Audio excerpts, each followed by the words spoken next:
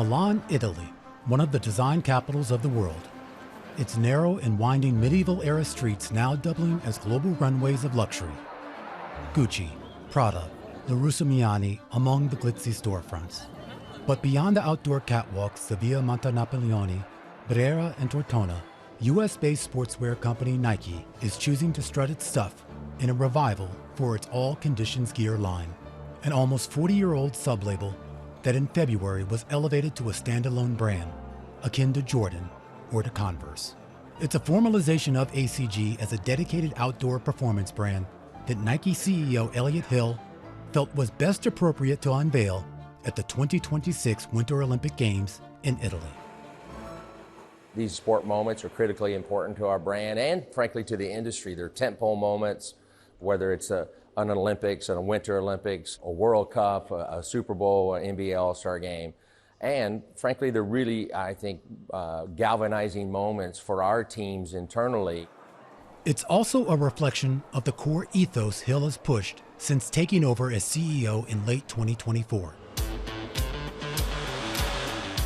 Everything Nike does should focus on the athlete and athletic performance. We thought there was no better place to do it than here in Milan when the eyes of the world were watching. There's no question that there is a movement to getting outdoors, whether it's in China or in Europe or in the United States. And we looked at the overall outdoor market and the opportunity that exists there.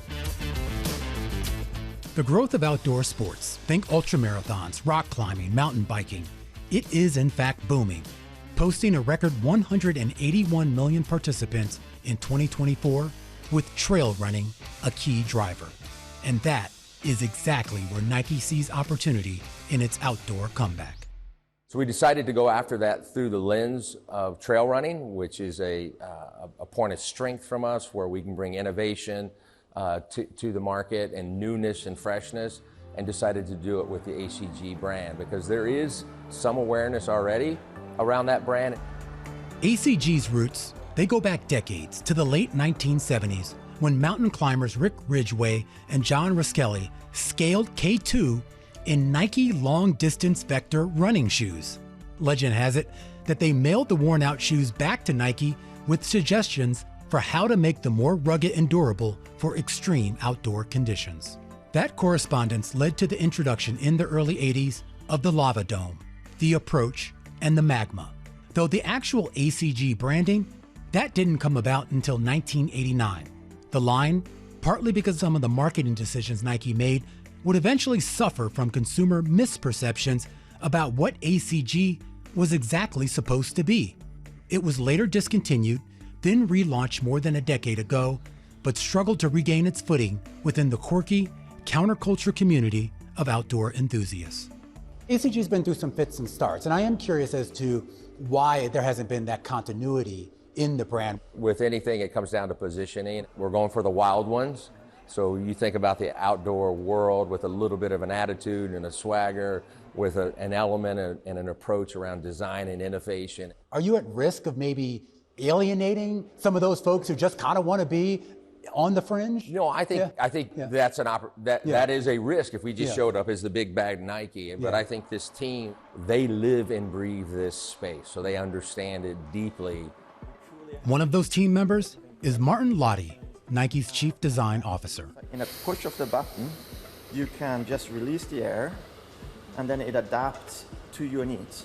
From the inflatable Air Milano jacket to the radical airflow shirt worn by ultramarathoner Caleb Olson, the design team at Nike is relying on, yes, design, but also on science and technology to make a mark. It goes from bigger holes to smaller holes, and it creates hundreds of air vents. So these holes aren't just for show. They're not just for design. It's literally physics in play here of imagine air being funneled through a funnel, and it actually helps you to cool down the body. The balance of physics and fashion is central to Nike's process under Lotti. He is, after all, the man behind that iconic little black dress that Maria Sharapova wore at the 2006 US Open. It was a thin, head-turning, tennis taboo-breaking garment that was both athletic performance wear and a statement of high fashion. Lotti has walked that line for decades. This year, creating a custom head-to-toe look for Italian tennis phenom Jannik Sinner. Lotti's work, it reflects an effort to stand out in a crowded marketplace. One where industry surveys show trail runners are increasingly opting for competitors like Patagonia, Hoka, and Smartwool. If you think about the outdoor industry, it's pretty serious, very top of mountain. Yeah. So with ACG, it allows us to bring an attitude to it with high performance all at the same time. You've been with the company for, almost 30 years now. As a designer, there was a period in recent years where a lot of people said the company kind of got a little boring. Maybe it wasn't being as risky, if you will. And I do wonder, under the new leadership and under the new conditions that we're seeing right now, are you taking risks?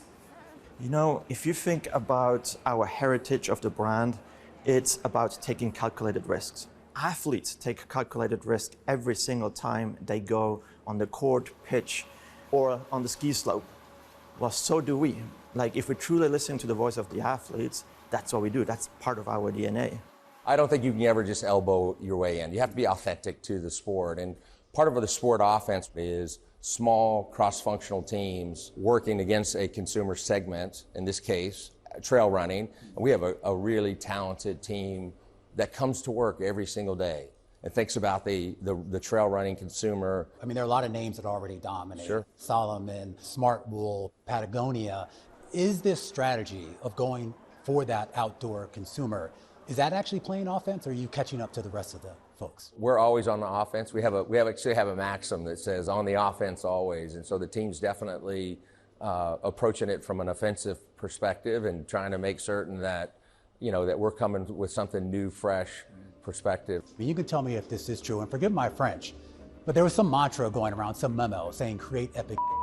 I guess I can confirm that is true. That's one of the mantras coming out of that building, and frankly, I loved it. I love the irreverence of it. I like the attitude of it. I like the commitment around it, and I keep telling this team, run. Don't ask for permission, ask for forgiveness, and they're bringing some really interesting things to the marketplace.